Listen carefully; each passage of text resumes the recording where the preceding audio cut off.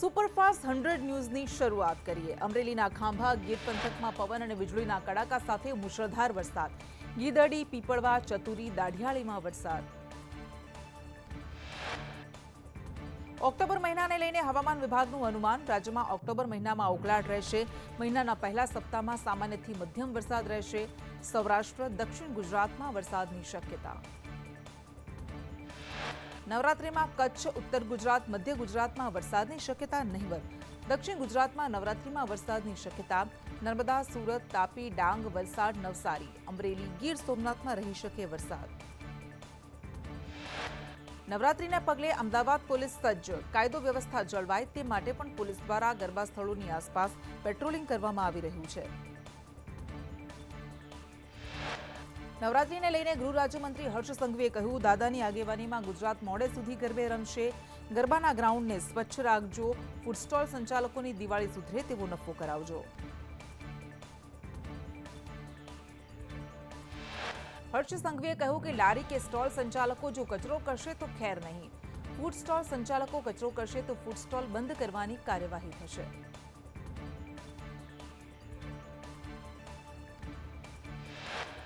અમદાવાદમાં લઘુમતી સમાજના પરિવારના ગરબાના આયોજનને લઈને ફરીદા મીરનું નિવેદન। કહ્યું, અમે વર્ષોથી ગરબાનું આયોજન કરીએ છીએ। હિન્દુ પરિવારના ઘણા લોકો આયોજનમાં સામેલ। અમે પણ માતાજીની પૂજા જ કરીએ છીએ। રાજકોટમાં નવરાત્રિને લઈને પોલીસે સુરક્ષા વ્યવસ્થા મજબૂત કરી। નવરાત્રિ આયોજકો અને સ્વયંસેવકો સાથે બેઠકો યોજાઈ। 5 જિલ્લાઓમાં 7500થી વધુ પોલીસ જવાનો તૈનાત રહેશે।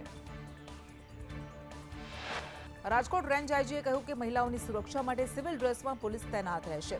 500 ટીમ પણ ગરબામાં સુરક્ષા કરશે। ટ્રાફિકમાં મુશ્કેલી ન પડે તે માટે અલાયદી વ્યવસ્થા કરાશે। નવરાત્રિને લઈને રાજકોટ પોલીસ કમિશનરનું જાહેરનામું। રાત્રિના 12 વાગ્યા પછી લાઉડ સ્પીકર વગાડવા પર પ્રતિબંધ। જાહેરનામાનો ભંગ કરનાર સામે કડક પગલાં લેવાશે। ઇઝરાયલ પર ઈરાનના હુમલાની અસર ગરબા પર। કેનેડાથી ટીમ પરત ન ફરતા ફાલ્ગુની પાઠકના અમદાવાદના ગરબાનો કાર્યક્રમ રદ કરાયો। હવે 14 ઓક્ટોબરે યોજાશે ફાલ્ગુની પાઠકના ગરબા। વાંકાનેર એમએલએ જીતુ સોમાણીએ કલેક્ટરને પત્ર લખ્યો। પત્રમાં શહેરમાં જાહેરમાં નોનવેજ પર પ્રતિબંધની માંગ, સાથે જ કતલખાના અને નોનવેજ હાટડીઓ બંધ કરવા રજૂઆત કરી। પાટણ યુનિવર્સિટીમાં ગરબા રદ કરવાને લઈને એમએલએ કિરીટ પટેલે વિરોધ નોંધાવ્યો। કિરીટ પટેલે ઋષિકેશ પટેલના કહેવાથી ગરબા રદ કરાયાનો આક્ષેપ। એનએસયુઆઈ દ્વારા ગરબાનું આયોજન કરાયું હતું।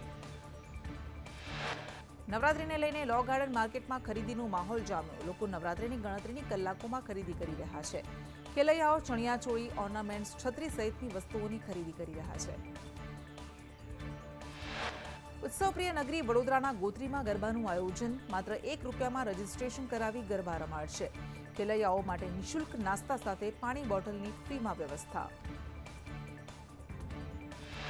મહેસાણા જિલ્લા પોલીસે ખેલૈયાઓની સાથે તમામ લોકોની સુરક્ષાને ધ્યાનમાં રાખી માસ્ટર પ્લાન બનાવ્યો છે। નવલા નોરતામાં રમઝટ બોલાવવાનો ખેલૈયાઓમાં થનગનાટ। યાત્રાધામ પાવાગઢ ખાતે નવરાત્રિના આગલા દિવસે ભક્તોનું ઘોડાપૂર। લાખોની સંખ્યામાં ભક્તોએ મહાકાળી માતાજીના દર્શન કર્યા। આજના દિવસે મહાકાળીના દર્શનનું વિશેષ મહત્વ રહેલું છે। બહુચરાજી મંદિરે નવરાત્રિને લઈને પ્રક્ષાલન વિધિ યોજાઈ। આવતીકાલે પહેલા નોરતે નિમિત્તે ઘટ સ્થાપન વિધિ યોજાશે। દેશના ખૂણે ખૂણેથી માઈ ભક્તો મા બહુચરનો દર્શનનો લાભ લેશે। રાજકોટમાં ફાયર એનઓસીને લઈને મહત્વનો નિર્ણય। ઇમ્પેક્ટનો લાભ લેનારા ડોમને નહીં મળે ફાયર એનઓસી। 140થી વધુ શાળા, હોસ્પિટલ્સના ડોમને નહીં મળે એનઓસી। પાટણના રાધનપુરને અલગ જિલ્લો બનાવવાની માંગ ઉઠી। રાધનપુરના ધારાસભ્ય લવિંગજી ઠાકોર અને પૂર્વ ધારાસભ્યએ મુખ્યમંત્રીને પત્ર લખીને માંગ કરાઈ। રાધનપુરને અલગ જિલ્લો બનાવવા સહી ઝુંબેશ અભિયાન શરૂ કરાયું।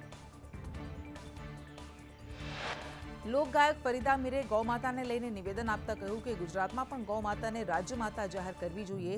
ગૌમાતામાં 33 કરોડ દેવી દેવતાનો વાસ છે। કેન્દ્રીય ગૃહમંત્રી અમિત શાહ ગાંધીનગરમાં લોકાર્પણ ખાતમુહૂર્તના કાર્યક્રમમાં હાજરી આપશે। અમિત શાહના હસ્તે 281 કરોડના કામોનું ખાતમુહૂર્ત થશે।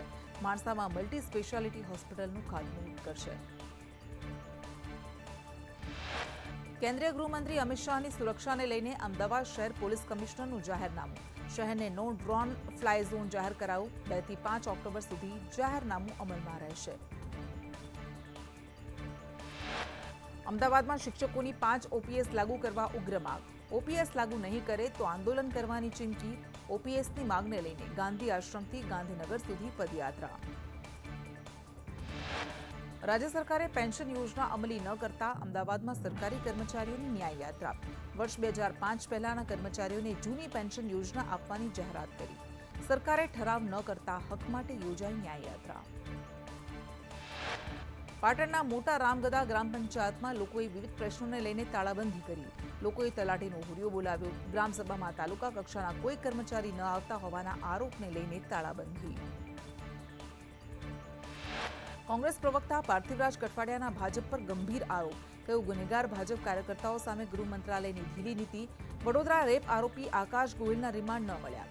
આરોપી ભાજપના હોય ત્યારે વરઘોડા નથી નીકળતા.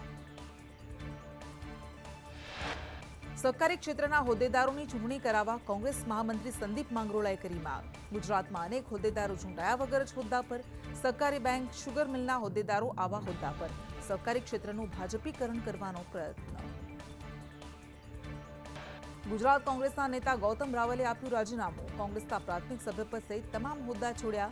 છેલ્લા 35 વર્ષથી કોંગ્રેસ પાર્ટી સાથે જોડાયેલા હતા.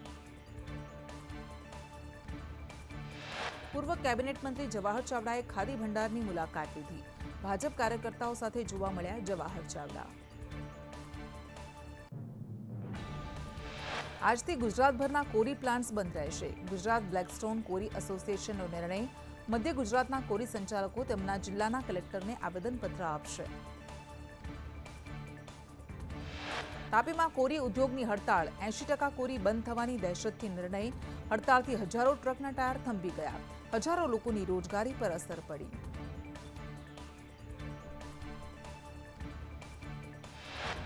વડોદરામાં વિશ્વામિત્રી નદી પરના ઝોનફેર રદ કરવાની માંગને લઈને ગાંધીજીનો વેશ ધારણ કરી નીકળ્યો. સામાજિક કાર્યકર અતુલ ગામેચીએ હાથમાં પ્લેકાર્ડ સાથે શહેરમાં ફરી વિરોધ નોંધાવ્યો.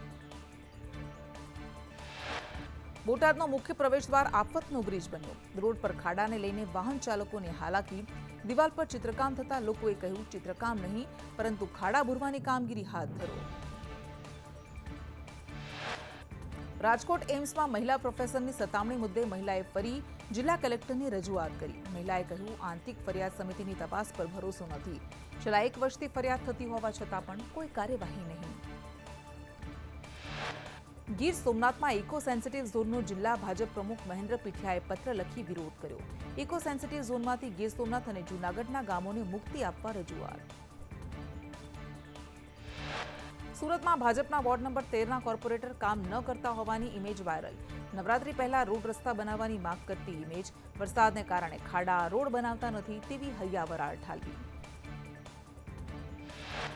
કાર્યકરોની હૈયાવરાળ ઠાલવતા મેસેજ વાયરલ થયા. કોર્પોરેટર્સે કહ્યું, બદનામ કરવાનો પ્રયાસ. વિઘ્ન સંતોષી દ્વારા ઇમેજ વાયરલ કરાઈ રહી છે. વોર્ડ નંબર 13માં રોડ રસ્તા બની રહ્યા છે.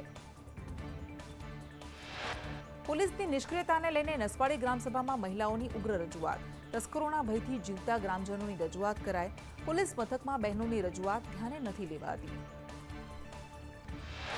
મહિલાઓએ કહ્યું, દારૂ પકડે તો પોલીસની ગાડીઓ દોડે છે. મહિલાઓની સુરક્ષાને લઈને પોલીસ આવતી નથી. પોલીસનો વિચિત્ર જવાબ, એક જ પોલીસની ગાડી હોય છે, ક્યાં પેટ્રોલિંગ કરવા જાય. જામખંભાળિયામાં રેવન્યુ ઇન્કમ ઘટતા પાલિકા કરજદાર બની. પાલિકાને બિલના પૈસા ચૂકવવા 84 લાખની લોન લેવાની નોબત આવી.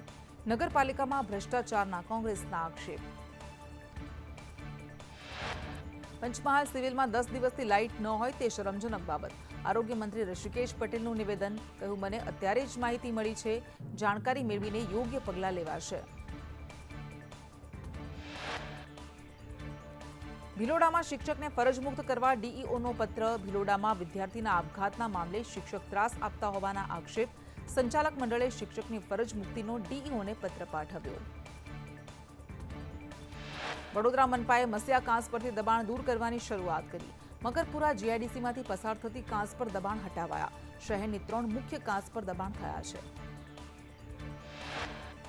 નકલી બિયારણ મુદ્દે કેબિનેટ મંત્રી રાઘવજી પટેલની પ્રતિક્રિયા. કહ્યું, સરકાર આ મામલે ગંભીર છે. જવાબદારો સામે કાર્યવાહી કરાશે.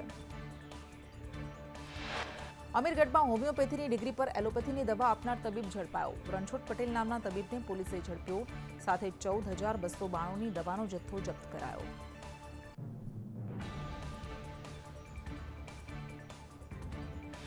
સુરતમાં મચ્છરજન્ય રોગચાળો વકર્યો. નવી સિવિલ હોસ્પિટલમાં દર્દીઓનો ધસારો થતા બેડની અછત. દર્દીઓને જમીન પર સુવડાવી સારવાર આપવામાં આવી રહી છે. અમદાવાદમાં ગીતા મંદિર પાસે 200 વર્ષ જૂની દિવાલ એએમસીએ તોડી. દિવાલ તોડી પાડતા વિપક્ષ નેતા શહેજાદ ખાન પઠાણના આરોપ. બિલ્ડરને લાભ અપાવવા માટે દિવાલ તોડી પાડવામાં આવી. વલસાડમાં હોટેલ અને લારીઓ પર પાલિકાના ફૂડ વિભાગનું આકસ્મિક ચેકિંગ. 7 દિવસ સુધી લારીઓ બંધ કરી ગંદકી સાફ કરવાના આદેશ. સુરતમાં સરોલી કડોદરા રોડ બિસ્માર હાલતમાં. ખરાબ રોડ રસ્તાને લઈને લોકોમાં હાલાકી. નવરાત્રી પહેલા રસ્તા રિપેર કરવાના તંત્રના દાવા પોકળ. રાજકોટ ભાવનગર હાઈવે પર મસમોટા ખાડાને લઈને જનતા હેરાન. શહેરના ખાડાઓમાં ભાજપના ઝંડા લગાવાયા. કોંગ્રેસ 11,000 લોકોને સાથે રાખી તંત્રને રજૂઆત કરશે. ગીર સોમનાથમાં ડિમોલિશન બાદ ઉશ્કેરણીજનક પોસ્ટ કરનારની ધરપકડ. પોલીસે વેરાવળમાં આવેલ શાયગ્રા કોલોનીમાં રહેતા સોરઠિયા ખાલિદ સલીમ ખાનની ધરપકડ કરી. સુરતમાં ઉઠમણામાં મિલીભગત રાખનાર 3 પોલીસકર્મી સામે કાર્યવાહી. સીપીએ 3 પોલીસકર્મીની હેડક્વાર્ટરમાં બદલી કરી.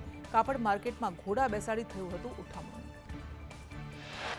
ખેરાલુમાંથી ડબ્બા ટ્રેડિંગ કરતો શખ્સ ઝડપાયો. પોલીસે એક આરોપીને ઝડપી પાડ્યો. 8 શખ્સો વોન્ટેડ. શેરબજારમાં પૈસા કમાવી આપવાની લાલચ આપી છેતરપિંડી કરતા હતા. મહાત્મા ગાંધીની જન્મજયંતિ. રાજઘાટ પર પીએમ મોદીએ મહાત્મા ગાંધીને આપી શ્રદ્ધાંજલિ.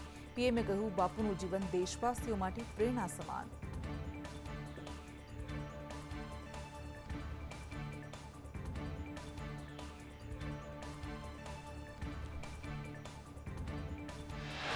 દેશમાં સ્વચ્છતા અભિયાનને 10 વર્ષ પૂર્ણ.